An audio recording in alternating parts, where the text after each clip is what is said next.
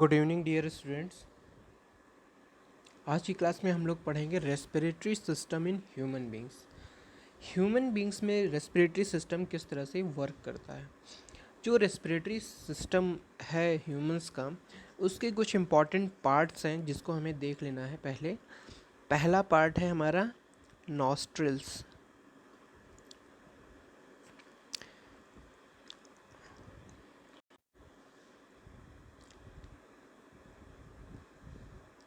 Second है nasal cavity. Third is pharynx. Fourth is लैरिंग्स। Fifth is trachea. Sixth is bronchi. Seventh is bronchioles.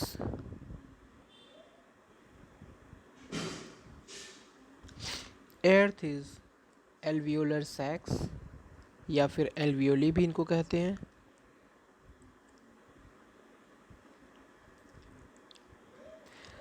Ninth जो part है वो हमारा lungs. तो ये सारी चीज़ें मिल करके हमारी क्या करती हैं, ह्यूमन रेस्पिरेटरी सिस्टम को फॉर्मेशन करती हैं कि किस तरह से ह्यूमंस जो है रेस्पिरेट करेंगे। Nostrils, nasal cavity, pharynx, larynx, trachea, bronchi, bronchioles, alveolar sacs and lungs.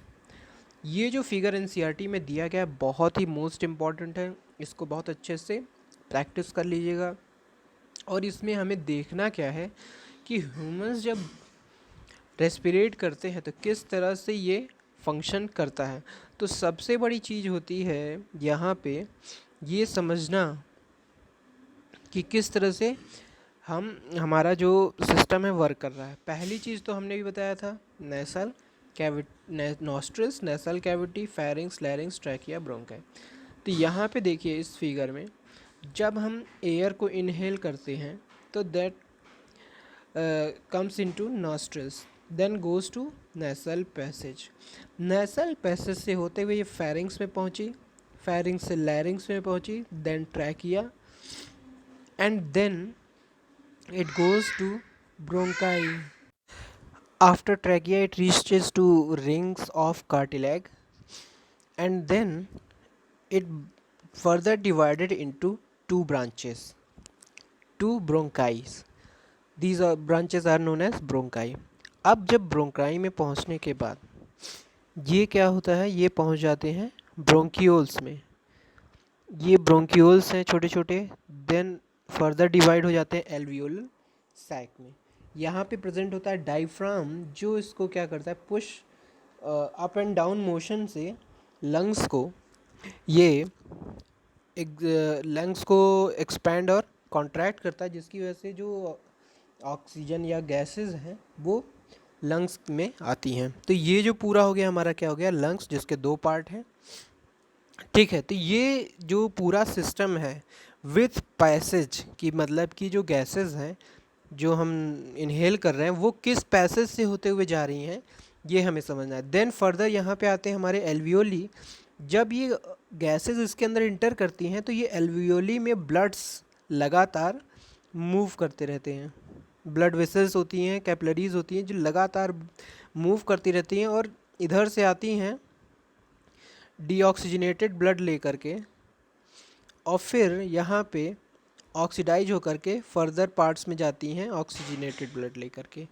तो इस तरह से हम समझ सकते हैं कि किस तरह से हमारा जो लंग्स है वो फंक्शन कर रहा है और उसका फंक्शन करना कितना इम्पॉर्टेंट है। ये पूरे बॉडी पार्ट्स में फिर ऑक्सीजन की सप्लाई होती है और जो वेस्ट मटेरियल के फॉर्म में CO2 जो है यहाँ से एक्सक्रेट हो जाता है और फिर वापस ये बैक पाथ को फॉलो करते हुए बाहर निकल जाता है। तो ये एक मोटी जो है इसका पूरा पैसेज है, किस तरह से पास होगा। तो ये हमारा नॉस्ट्रिल्स, ये सारी चीज़ें आपने यहाँ पे इसके 9 जो पार्ट हैं रेस्पिरेटरी सिस्टम के ये देख लिए। अब हमें क्या करना है, फर्दर इनको एक एक को स्टडी करना है, तो ये कैसे वर्क कर रहे हैं। इसका एक फर्दर और एक फिगर है, ये मैं आपको सेंड कर दूंगा, जिसको कि आप प्रैक्टिस कर लीजिएगा ड्रॉ करने की। लेबलिंग भी आ सकती है बोर्ड एग्ज़ाम्स में, और इसके पैसेज कैसे वर्क कर रहा है ये भी आएगा। पहला जो पार्ट है हमारा नॉस्ट्रिल्स एंड नसल कैविटी, यहाँ पे क्या होता है, दो टाइप्स की कुछ नेसल पैसेज के बाहर जो नेसल कैविटी है, यहाँ पे आपको कार्टिलेजिनस सेप्टम टाइप की कुछ सेल्स यहाँ पे मिलेंगी, वेसल्स मिलेंगी, जो क्या करती हैं कि इसकी इनर सरफेस को सिलिएटेड एपिथेलियम और म्यूकस सिक्रेटिंग सेल से कवर रखती हैं, जो क्या करते हैं कि जो भी माइक्रोब्स, जब आप देखते हैं नॉस्ट्रल्स के अंदर हेयर होते हैं और म्यूकस सिक्रेट होता रहता है, वो क्या करते हैं छोटे छोटे माइक्रोब्स, फॉरेन पार्टिकल्स, डस्ट जो अंदर हमारे लंग्स में नहीं जाने चाहिए, उनको एब्जॉर्व करते हैं, और फिर ये सिलिएटेड मसल्स की मूवमेंट की उससे वो इसको बाहर की तरफ थ्रो आउट कर देते हैं। तो ये जो हमारा जो इस नॉस्ट्रल्स और नेसल कैविटी है, ये एयर को पहली बात तो फिल्टर करने का काम करेगा, ताकि जो माइक्रोब्स और फॉरेन पार्टिकल्स हैं वो बाहर ना आ सके। ठीक है। सेकंड जो हमारा पार्ट है फेरिंग्स, इसके बाद जस्ट ये नेसल कैविटी से ये पहुंचता है फेरिंग्स में। ये हमारी माउथ के बैक साइड में होता है, जहाँ पे हमारी food pipe and wind pipe common होती हैं, वहाँ पे ये प्रेजेंट होता है। फेरिंग्स में मूव करने के बाद, अब इसको फेरिंग्स को भी हम लोग देख लेते हैं। यहाँ पे दिख रहा है हमारा फेरिंग्स, यहाँ पे देख रहे हैं फूड पाइप और विंड पाइप दोनों कॉमन है फेरिंग्स में। यहाँ पे जाने के बाद क्या होता है, ये माउथ के पीछे के पार्ट में होता है, और ये जा कर के ओपन होता है हमारे लैरिंग्स में। यहाँ पे जस्ट यहाँ पे प्रेजेंट होता है हमारा लैरिंग्स। ये जो थोड़ा सा मोटा हुआ पार्ट है, इसी को कहते हैं लैरिंग्स। ये हमारे गले में होता है लैरिंग्स। तो लैरिंग्स में पहुँचती हैं फेरिंग्स के बाद। और लैरिंग्स जो होता है हमारा क्या होता है, इसको वॉइस बॉक्स भी कहते हैं, वॉइस बॉक्स। तो ये वॉइस बॉक्स में जब पहुंचता है तो यहाँ से फेरिंग्स के बाद कहाँ पहुँचेगा, लैरिंग्स में। लैरिंग्स से फिर ये पहुँचेगा कहाँ पे, ट्रैकिया में। ट्रैकिया जो है, ट्रैकिया ये यहाँ पे कार्टिलेगस फ्लैप्स भी प्रेजेंट होते हैं, और ओएसोफेगस फूड पाइप यहाँ पे दोनों कॉमन होती हैं। इसी वजह से कभी कभी क्या होता है, खाना खाते समय कुछ चीज़ें हमारे जो ये जो एपिकॉटिस फ्लैप्स होते हैं, जो गार्ड का काम करते हैं, वो किसी रीज़न की वजह से, इसीलिए कहा जाता है कि खाते समय बोले नहीं, तो ये जो मसल होती है वो एपिग्लॉटिस गार्ड्स ये प्रॉपरली वर्क नहीं कर पाती हैं, जो कि हमारे ये ट्रैकिया में और लैरिंग्स के कॉमन सेक्शन पे प्रेजेंट होती हैं। इस वजह से कभी कभी फूड अंदर चला जाता है लंग्स में, और हमें लगातार खांसी आने लगती है, और डिजीनेस मतलब कि कॉमन फील होने लगता है, जिसकी वजह से इतनी खांसियाँ आती कि बाहर, वो खांसने का मतलब होता है कि जो अंदर पार्टिकल गया है वो बाहर निकल आए, किसी तरह से फोर्स अंदर से लंग्स के थ्रू लगाया जाता है। अब ये जो ट्रैकिया है, अब आ जाते हैं हम लोग किस पे,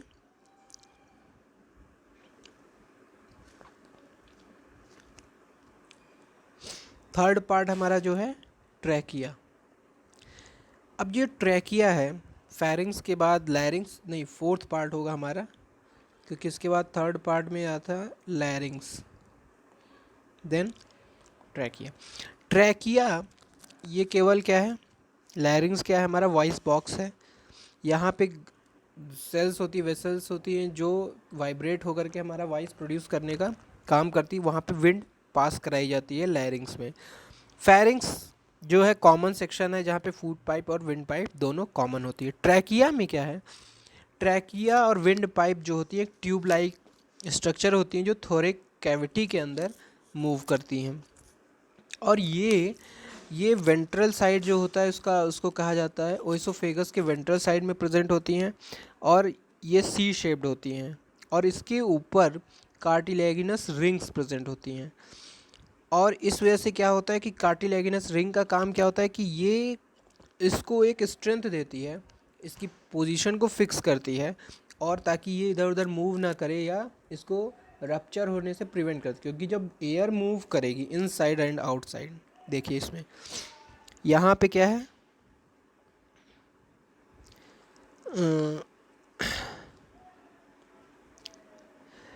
रिंग्स ऑफ कार्टिलेज, ये प्रेजेंट है रिंग्स ऑफ कार्टिलेज, ये देख रहे हैं रिंग्स के जैसे स्ट्रक्चर दिख रहे हैं। तो ये रिंग्स जो होते हैं सी शेप में होते हैं, यानी कि आधा इसको आगे से कवर करके रखते हैं इस तरह से। और ये जो विंड पाइप होती है इसी के अंदर, ये पाइप की तरह इधर इस पाइप में मूव करती थी। ये जो रिंग्स ऑफ कार्टिलेज होते हैं ये इसको स्ट्रेंथ देते हैं और इसको इसकी पोजीशन को फिक्स करते हैं, क्योंकि एयर जब इनसाइड जाएगी बाहर जाएगी तो एक प्रेशर जनरेट होगा। अगर नॉर्मल अगर मसल यहाँ होगी तो वो रप्चर हो सकती है, कोलैप्स कर सकती है या मूव कर सकती है इधर उधर। उससे रोकने के लिए यहाँ पे एक रिजिड स्ट्रक्चर जो है वो रिंग्स ऑफ कार्टिलेज का यहाँ पे ह्यूमंस में प्रोवाइडेड है। तो ये हमें हेल्प करता है इसको पोजीशन करने में। तो ये बहुत ही इम्पॉर्टेंट है, मतलब हर एक चीज़ जो हर एक स्टेप पे इतना अच्छा क्रिएट किया हुआ ह्यूमन, मतलब इतनी एफिशिएंटली बनाया गया है कि हर एक पार्ट का बहुत ही ज़्यादा इम्पोर्टेंस है। हमने अभी तक देख लिया ट्रैकिया तक, अब हम आते हैं ब्रोंकाई एंड ब्रोंकियोल्स में।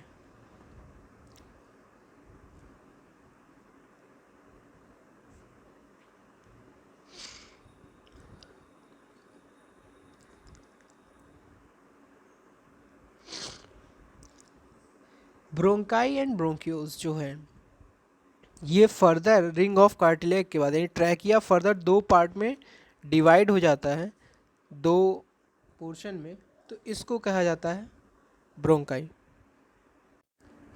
तो ये जो है दो सेक्शन में डिवाइड हो जाता है, ब्रोंकियोल्स और ब्रोंकाई जो है दो पार्ट में डिवाइड, एक लेफ्ट पोर्शन लेफ्ट लंग की तरफ जाएगा, एक राइट लंग की तरफ जाएगा। ये हमारा हो गया राइट लंग, ये हमारा हो गया लेफ्ट लंग। जो राइट लंग होता है ये लार्जर होता है, लार्जर देन लेफ्ट लंग। तो ब्रोंकाई से फर्दर अब इस पोर्शन में देख सकते हैं हम लोग, यहाँ पे देख रहे हैं रिंग ऑफ कार्टिलेज,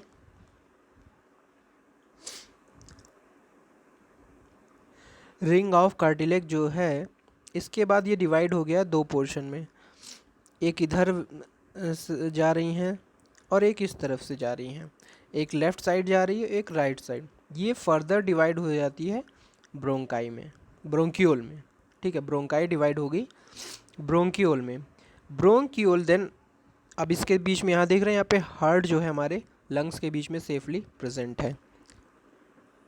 और ये जो ब्रोंकियोल होता है ये ब्रोंकियोल फर्दर डिवाइड हो जाता है हमारा किस में, एल्वियोलर और एल्वियोलर सैक्स में। तो ब्रोंक्यूल्स फिर स्मॉलर ट्यूब में डिवाइड होती जाती है। ये ट्यूब्स जो होती पतली से पतली होती जाती है और बाद में ये कैपिलरीज के फॉर्म में कन्वर्ट हो जाती हैं और ये फर्दर जो ब्लड होता है इसके थ्रू पास होता रहता है। तो एक्चुअल साइज जो है एल्वियोल्स और एल्वियोली ये ही साइट्स होती है जहाँ पे गैसेस का जो है एक्सचेंज होता है। तो ये जो पोर्शन है ब्रोंकाई एंड ब्रोंकियोल्स ये फर्दर ब्रांचेस होती हैं जो फर्दर डिवाइड हो जाती हैं एंड देन हमारा क्या है एल्वियोल्स एंड एल्वियोलर।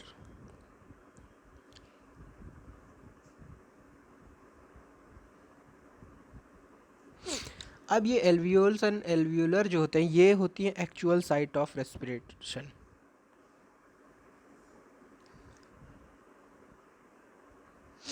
यहीं पे क्या होता है गैसेस का एक्सचेंज होता है, इसीलिए इनको फंक्शनल यूनिट ऑफ लंग्स भी कहा जाता है।